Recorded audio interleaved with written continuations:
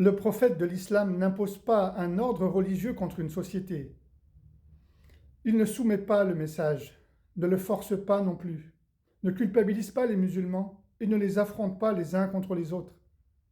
Le prophète de l'islam incarne la révélation dans un contexte donné, tout le contraire de l'islamisme. Aussi, ce n'est pas à la société française de se plier à l'islam, mais c'est à l'islam de trouver sa place dans la société française.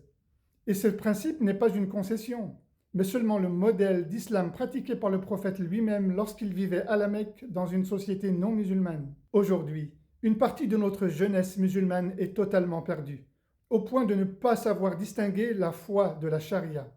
Dans nos cités et sur les réseaux sociaux, ce ne sont plus les discours autour du Coran et de la sagesse prophétique qui dominent, mais celui de discours idéologiques empreints de violence, de haine, de troubles, d'agression et de colère. Lorsque la parole de Dieu passe derrière celle des prédicateurs, des influenceurs, de chefs, de leaders autoproclamés ou de leaders du Moyen-Âge, on ne peut plus parler d'islam.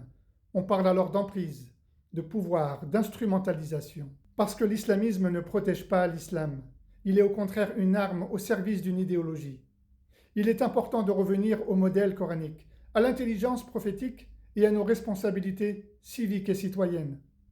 Sinon, c'est prendre le risque de laisser l'islam être confisqué par une idéologie islamiste, raciste et suprémaciste.